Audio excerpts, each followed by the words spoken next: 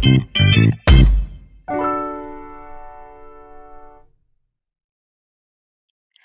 semuanya, selamat datang kembali di HMG Podcast, ruang diskusi santai tapi bermakna. Tempat kita ngobrolin segala hal yang berhubungan dengan kebumian, geosains, dan bagaimana semuanya berkaitan dengan hidup kita sehari-hari. Saya, Yorangela Yunus, akan menemani kamu selama semua episode spesial kita hari ini. Kita akan mengangkat sebuah topik yang sangat penting, apalagi buat kamu yang tinggal di Bandung dan sekitarnya. Judul episode kali ini adalah Sesar Lembang, Resiko Gempa dan Kesiapan Masyarakat Bandung Raya. Banyak dari kita yang mungkin sudah akrab dengan nama Sesar Lembang, terdengar di berita, disinggung di media sosial, atau bahkan dalam mata kuliah geologi. Tapi seberapa dalam kita benar-benar paham tentang ancaman yang bisa ditimbulkan dari sesar ini? Apakah kita sudah cukup siap kalau suatu saat terjadi gempa yang bersumber dari sana?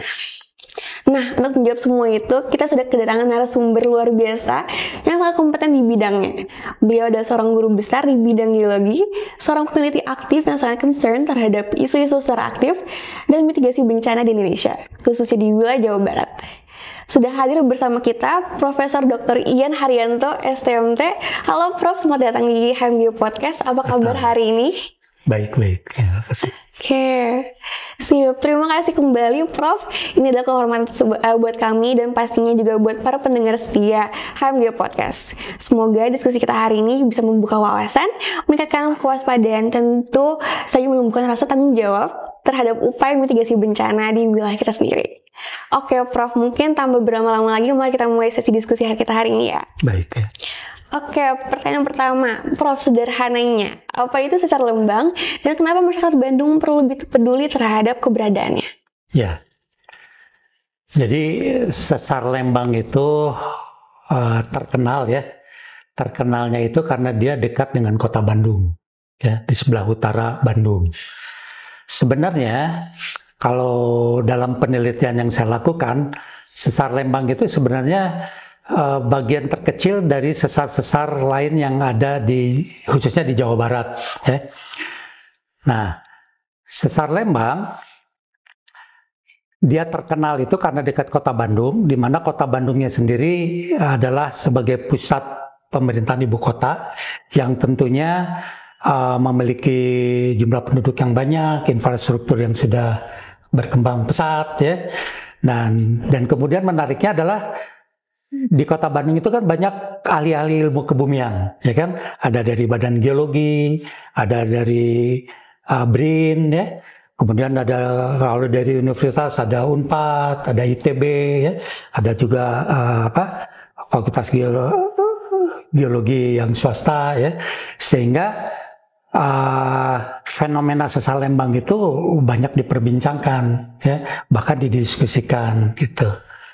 Nah, kalau kaitannya dengan dengan keberadaan Sesar Lembangnya sendiri, kalau diperbandingkan dengan sesar-sesar regional lainnya, sebenarnya itu sesar yang termasuk kecil menurut analisis yang saya pernah kerjakan. Oke, menarik sekali. Oke, pertanyaan selanjutnya, Prof. Secara geologi, bagaimana karakteristik morfologi, arah pergerakan, dan mekanisme deformasi dari Sesar Lembang ini? Dan bagaimana posisi serta orientasinya dalam konteks tektonik Jawa Barat? Ya, jadi awalnya ya, Sesar Lembang itu sering dikaitkan dengan Sesar Cimandiri. Ya. Nah, menariknya di sini, dari beberapa penelitian, kita bicara dulu Sesar Cimandiri yang dimensinya itu jauh lebih besar. Ya. Sesar Cimandiri itu menurut beberapa literatur terdahulu itu dinyatakan sebagai sesar mendatar sinistral. Ya.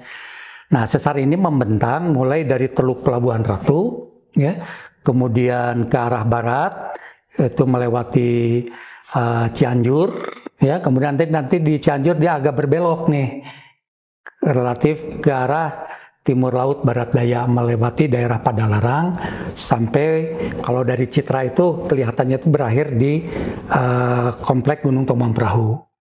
Nah, segmen antara Pelabuhan Ratu sampai perbatasan dengan Cianjur itu arahnya relatif barat timur. Sementara dari Cianjur melewati Padalarang sampai ke Tomang Perahu itu relatif timur laut barat daya. Nah, yang menariknya itu adalah kalau dikaitkan dengan latar belakang tumbukan lempeng, arah tegasan utamanya itu kan utara selatan, ya. Sehingga nanti kalau kita pakai konsepnya Modern Hill, maka yang lebih cocok dari sesar Cimandiri itu bukan sesar mendatar sinistral, tapi lebih ke sesar naik. Nah, tapi kan beberapa literatur lama seperti contoh Pulunggono Martojoyo menyatakan sesar Cimandiri itu adalah strike slip, mendatar mengiri, ya. Nah, kemudian dikaitkan dengan sesar Lembang. Nah, kalau dari citra kelurusan sesar Cimandiri itu koneksitasnya dengan sesar Lembang itu di sekitar timurnya daerah Padalarang. Jadi Tagokapu ke arah timur lah ya. Nah, masalahnya adalah pada perbatasan tadi itu ditutupi oleh batuan-batuan vulkanik dari erupsi Gunung Burangrang dan Gunung Tombang Perahu. Sehingga di situ timbul perdebatan, apakah sesar Lembang ini berkoneksi dengan sesar Cimandiri atau tidak? Ya. Nah, karena dia berdekatan, maka sesar Lembang itu diyakini memiliki pergeseran yang sama dengan sesar Cimandiri, yaitu sebagai sesar mendatar mengiri. Nah, itu di statement juga oleh Cia HD, ya, yang menyatakan bahwa sesar Lembang itu adalah sesar mendatar mengiri. Jadi sama dengan yang dalam tulisannya Pulunggono Martojoyo. Nah, kemudian ada peneliti yang terbaru, yaitu dari disertasinya Mudrik gitu ya. Dia menyatakan dan memperkuat bahwa sesar Lembang itu adalah sesar mendatar mengiri. Nah, penelitian saya itu menunjukkan bahwa sesar Cimandiri dan sesar Lembang itu bukan sebagai sesar mendatar. Nah, saya mempergunakan data lapangan. Misalnya di sepanjang sesar Cimandiri, contoh yang paling dekat lah di daerah Padalarang ya, itu lapisan batuan sedimen yang terkena sesar tadi, itu dipnya mendekati 90 derajat. Bahkan di beberapa tempat itu dia sudah mengalami pembalikan. Dan fenomena pembalikan dari lapisan batuan sedimen tadi itu tidak hanya ada di jalurnya dekat sesar Cimandiri. Di bagian selatannya itu expose singkapan formasi Citarum yang dipnya juga 90 derajat. Nah, fenomena semacam itu hanya terjadi kalau dilatar belakangi oleh tektonik kompresional. Jadi harusnya berasosiasi dengan sesar naik. Nah, bagaimana dengan sesar Lembang? Nah, sesar Lembang itu selama ini diyakini ya penentuan jenis sesarnya itu sebenarnya lebih banyak ke aspek morfologi. Di mana di bagian utara dari utara jalur sesar Lembang terdapat satu lereng yang terjal. Ya, lereng yang terjal dan kemiringan lerengnya itu ke arah utara. Nah, sekarang kalau pakai konsep triaxial stress misalnya, lereng yang terjal itu akan terbentuk ketika tegasan utamanya itu vertikal. Nah, tegasan utama vertikal itu harus sesar normal. Nah, menyimpulkan sesar normal itu sudah dinyatakan juga oleh Badan Geologi ya ketika menerbitkan peta lembar Bandung oleh Silitonga kan. Di sana diberikan dinyatakan sesar Lembang itu adalah sesar normal. Jadi di sini ada perbedaan pendapat mengenai jenis pergeserannya. Itu latar belakangnya. Wow, menarik banget ya Prof. Talking about tentang penelitian Profesor sendiri, menariknya teman-teman, dalam satu podcast lain yang sempat kami dengar, Prof menyebutkan bahwa Prof yakin panjang sesar Lembang sebenarnya mencapai 40-an kilometer, bukannya 20-an kilometer seperti yang disebutkan. Boleh diceritakan apa yang menjadi dasar keyakinan Prof terkait hal tersebut? Ya. Jadi kalau dari literatur, dari berbagai literatur itu dinyatakan kan sepanjang sesar Lembang itu sekitar 29 km. Bahkan ada yang menyatakan juga 22 km. Itu kan semua dilihat dari aspek morfologi. terutama yaitu tadi terbentuknya suatu lereng yang terjal ya, terlihat jelas misalnya di Gunung Batu, kemudian di daerah Maribaya, Bukit Keraton ya. Nah, fenomena itu jelas. Nah, panjang 22 km itu kan dihitung di sekitar Tagokapu di sebelah barat ya, sampai di antara ini Gunung Putri dengan Gunung Mangnayang ya. Jadi di situ ada lereng ya yang masih menunjukkan kelurusan dari sesar Lembang yang sepanjang 22 atau 29 km. Nah, saya melihat fenomena yang sama ya, itu di sebelah timurnya dari pola pengaliran sungainya. Jadi ada kelurusan pola pengaliran sungai ya, yang merupakan penerusan dari gawir sesar Lembangnya.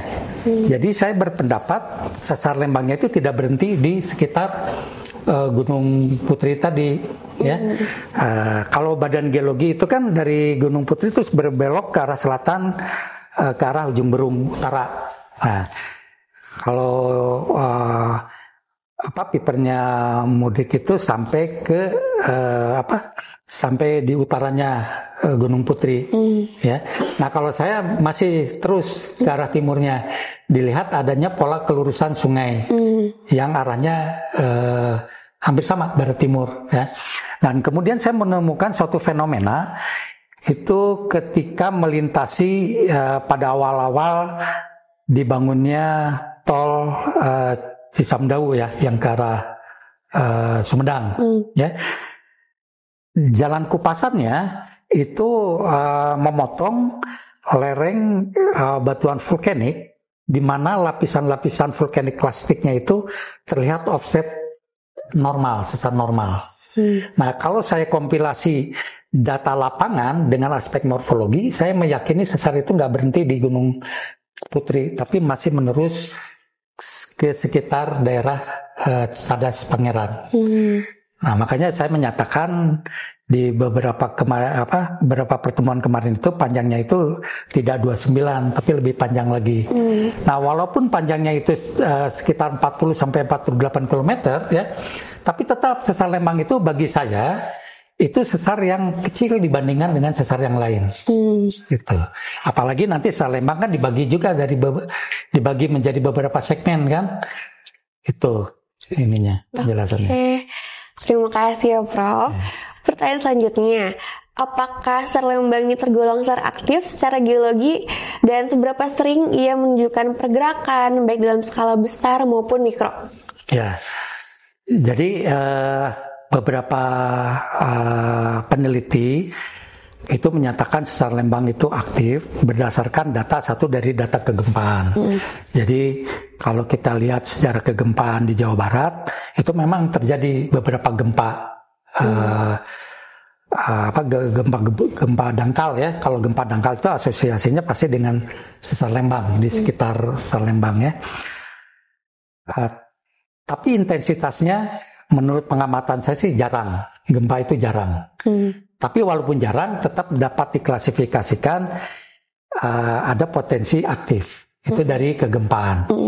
Kemudian peneliti lain itu didukung dengan data trenching kan, di mana di dalam dinding trenching itu terlihat adanya offset lapisan batuan yang umurnya muda.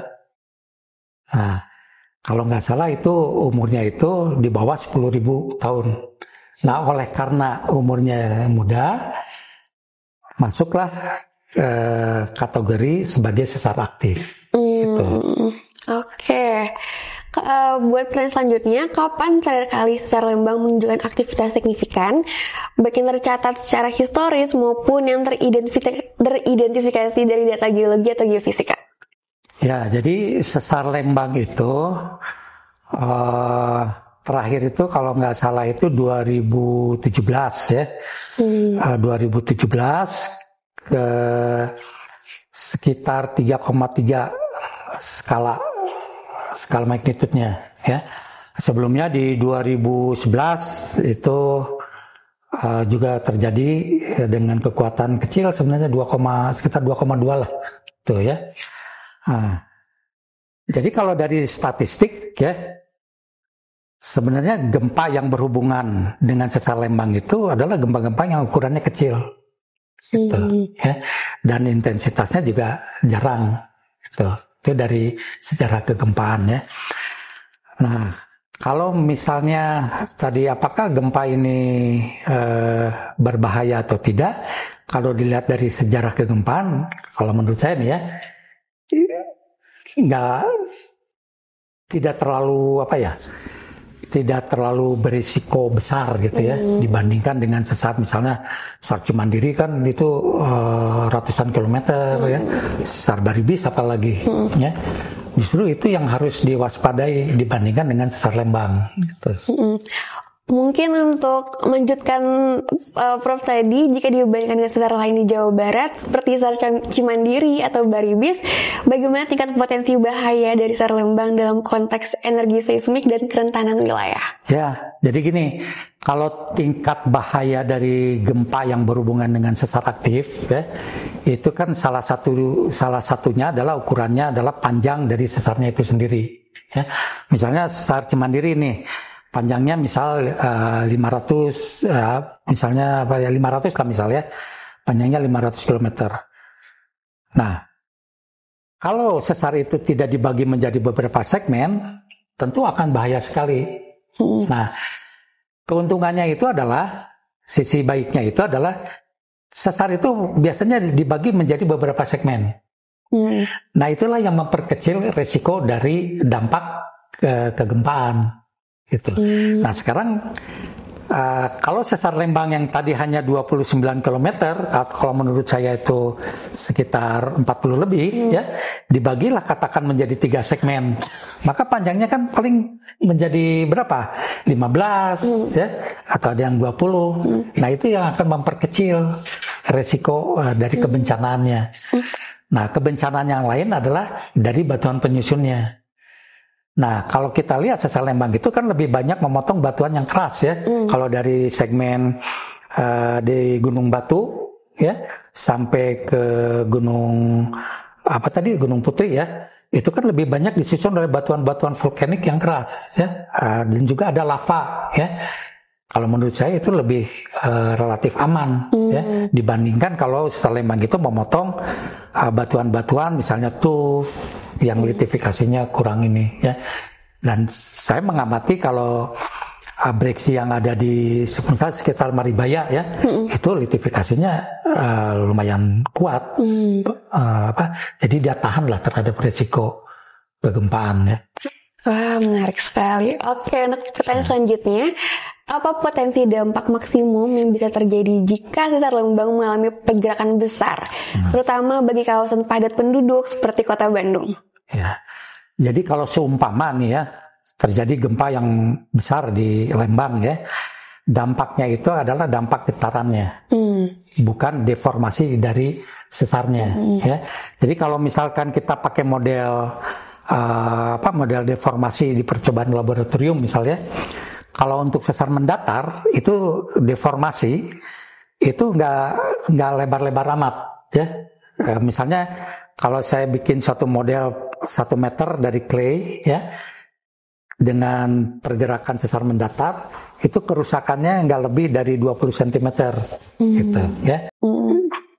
Jadi kalau kita kaitkan dengan sesar Lembang nih, hanya 29 km ya, menurut literatur, itu kerusakan deformasinya tidak lebih 2 km dari pusat jalur sesarnya.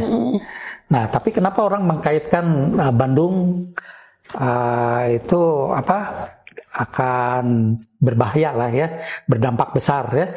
Bukan deformasinya, tapi dampak getarannya. Jadi getaran gelombangnya itu akan mempengaruhi litologi yang ada di Bandung. Nah, kenapa Bandung itu bahaya? Karena dia disusun di permukaannya itu oleh endapan-endapan hasil gunung api muda yang kemudian ditutupi oleh endapan danau purba yang secara litifikasi kan dia belum kuat ya. Nah, getaran itu akan merusak susunan antar butir itu pada batuan-batuan yang belum terlitifikasi. Nah, itu bahayanya di situ. Oke. Masih ngomongin tentang Kota Bandung, wilayah mana saja yang termasuk dalam zona paling terdampak jika Sesar Lembang menghasilkan gempa yang signifikan? Ya, jadi kalau efek getarannya, ya, kalau getaran memang terjadi besar gitu ya, maka ya hampir semua di dalam cekungan Bandung itu bahaya. Nah, tapi kan kita perlu juga mencari data ya atau penelitian dari log sumuran gitu ya. Mana nih misalnya kalau di daerah alun-alun misalnya, kalau kita lihat sedimennya itu kalau di Sungai Cikapundung kita lihat itu kan laharik ya, tidak lempungan kan, tapi kan kita nggak tahu di bawahnya karena sedimen itu kan berulang-ulang. Erupsi gunung api juga berulang-ulang kan, jadi ada endapan danau, nanti ada endapan laharik, ada endapan danau lagi. Nah, kita harus tahu itu ya dari kumpulan data itu. Nah, tapi dari teman-teman diskusi ya, banyak yang menyatakan misalnya daerah Gede Bage itu daerah bahaya gitu ya, karena dilihat dari susunan batuannya. Tapi di daerah lain itu tidak. Nah, itu tergantung si peneliti karena mereka punya data. Nah, kalau bagi saya pribadi nih ya, susunan batuan di cekungan Bandung walaupun litifikasinya tidak sekeras atau belum mengalami keras ya, tapi dia tidak loose ya, kohesif masih si lempungnya itu masih ketat gitu ya. Kalau saya pribadi sih gempa Lembang itu tidak akan menyebabkan kerusakan yang besar di Bandung dari getarannya. Ya. Terus yang kedua, Sesar Lembang, kalau dari data statistik tadi sejarah kegempaan, kemudian dari dimensi panjang Sesar Lembangnya, saya meragukan Sesar Lembang itu bisa menimbulkan gempa yang besar. Nah, jadi Sesar Lembang bagi saya tidak begitu tidak begitu berisiko besar dibandingkan dengan sesar-sesar regional lain. Oke. Wow. Untuk pertanyaan selanjutnya ya Prof, apakah ada indikator geofisika atau gejala alam tertentu yang dapat menjadi sinyal awal nih atau petunjuk bahwa sesar ini sedang mengalami akumulasi tegangan? Ya, sebenarnya kan teknologi yang bisa mengandalkan apakah daerah itu aktif atau tidak ya, selama ini kan pakai salah satunya adalah geodetik ya, untuk menunjukkan berapa terjadi pergeseran di satu lokasi gitu ya. Kalau misalkan intensitasnya tinggi ya, kemudian tingkat pergeserannya tinggi, kita hanya bisa menyatakan bahwa daerah itu labil secara geologi, ya. Tapi kita tidak bisa memprediksi, ini nanti akan terjadi gempa yang besar. Kapan terjadinya gempa? Nah, kita kan belum punya alat ya. Dan saya yakin juga belum ada metodologi yang bisa memprediksi gempa ini akan terjadi kapan. Oke, masih ngomongin tentang alat-alat kali ya. Teknologi atau sistem pemantauan seperti apa yang saat ini digunakan oleh para peneliti atau lembaga untuk mendeteksi pergerakan atau aktivitas Sesar Lembang? Ya, itu tadi salah satunya dengan alat geodetik ya. Dengan alat itu kemudian orang membuat simulasi ya. Misalnya nanti gempa Lembang ini bisa kan waktu memprediksi itu seorang ahli kebumian itu pasti punya hitungan, ya, punya rumus-rumus tertentu. Ini nanti Sesar Lembang akan besar, akan rendah dan lain sebagainya. Dia pakai data memang, ya. Kalau saya sih lihatnya dari saya juga bermain dengan data kan. Waktu menunjukkan 50 km itu saya punya data kelurusan dari aspek morfologi, kemudian data lapangan ya. Saya menyimpulkan Sesar Lembang nggak bahaya, tapi peneliti lain dengan alat geodetik tadi ya, atau dengan data seismograf gitu ya, dia memprediksi Lembang bisa besar. Nah, itu tergantung penelitinya. Oke. Menurut Prof, bagaimana kondisi kesiapsiagaan masyarakat Bandung Raya saat ini dalam menghadapi potensi gempa dari Sesar Lembang? Ya, jadi biasanya kesadaran itu kan tergantung kepada biasanya pendidikan, gitu kan. Semakin orang itu masyarakatnya pendidikannya bagus, biasanya kan ilmu pengetahuannya bagus juga, gitu ya. Nah, tapi yang saya tahu kalau untuk masalah kegempaan gitu ya, masyarakat itu akan sadar kalau sudah ada peristiwa gempa, baru mereka hati-hati ya. Dan seperti contoh misalnya kalau terjadi gempa, misalnya gempa di mana yang kemarin terakhir di Bogor ya, kemudian kan selalu orang mengkait-kaitkan dengan sesar di Lembang, bagaimana kesiapannya ya. Tapi paling tidak sekarang dengan terbukanya informasi, masyarakat sekarang lebih paham lah dari yang sebelum teknologi informasi itu berkembang ya. Jadi mereka kelihatannya sih udah paham kalau ada gempa itu bahwa daerah kita itu adalah daerah yang termasuk daerah rawan gempa. Itu daerah khususnya Jawa Barat lah ya. Sepengetahuan saya sih masyarakat kita udah tahu lah kalau Jawa Barat itu juga termasuk salah satu daerah yang rawan gempa. Oke, pertanyaan selanjutnya ya Prof. Apa saja upaya mitigasi yang paling penting dilakukan saat ini, baik oleh pemerintah, lembaga pendidikan, maupun masyarakat sipil? Ya, jadi kalau sesar itu nggak bisa diprediksi ya, baik kapan terjadinya dan berapa besarnya ya. Yang paling bagus itu adalah kita sering memberikan sosialisasi ya, terutama di anak-anak sekolah nih, mulai dari tingkat SD, SMP, SMA ya, diberikan suatu pengetahuan bahwa kita ini berada di suatu wilayah ya, yang memang berada di daerah yang tidak stabil secara tektonik, karena wilayah kita itu berada dekat dengan batas-batas lempeng yang aktif. Jadi harus sering diberikan sosialisasi ya, kalau terjadi gempa kita harus melakukan apa gitu ya. Nah terus yang kedua dari pemerintah misalnya ya kita harus memberikan ini juga sosialisasi juga ya, entah itu melalui desa atau kecamatan, memberikan petunjuk kalau terjadi gempa nanti apa yang harus dilakukan, harus lari kemana gitu ya. Nah paling itu aja intinya. Dan juga ini salah satunya juga kita harus memberikan terutama dalam aturan ya, mana sih yang dikatakan sesar Lembang itu, di mana batas zona amannya. Nah itu harus dikasih tahu masyarakat ya.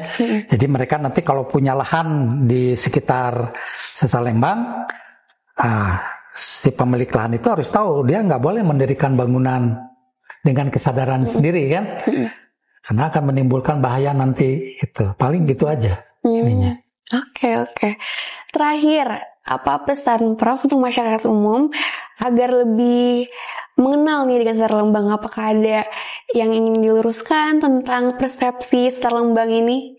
Ya, jadi memang masyarakat itu perlu diberi pengetahuan ya, bahwa kita itu berada di daerah yang banyak struktur sesarnya ya, beberapa struktur sesarnya itu aktif ya, dan kita juga tidak tahu kapan terjadinya gempa, berapa besarnya gempa yang berkaitan dengan sesar aktif. Nah oleh karenanya kita harus dibekali dan selalu diingatkan bahwa kita itu tidak akan lepas dari kondisi lingkungan yang seperti itu. Jadi kehati-hatian tetap harus. Jadi walaupun saya menyatakan sesar Lembang itu secara akademik yang saya miliki itu tidak begitu berisiko besar, tapi tetap saja kehati-hatian harus ya, karena kita nggak tahu ya fakta selanjutnya akan terjadi seperti apa gitu. Tetap harus hati-hati, itu aja. Oke. Itu dia obrolan kita hari ini bersama Profesor Dr. Ian Haryanto. Kita jadi tahu bahwa ancaman gempa itu nyata. Jadi buat kamu yang tinggal di Bandung Raya, yuk mulai lebih peduli. Kesiapsiagaan bukan cuma tanggung jawab pemerintah, tapi tugas bersama. Oke, terima kasih sudah mendengarkan HMB Podcast. Sampai jumpa di episode berikutnya. Tetap waspada, tetap peduli, dan terus belajar dari bumi kita. Dadah!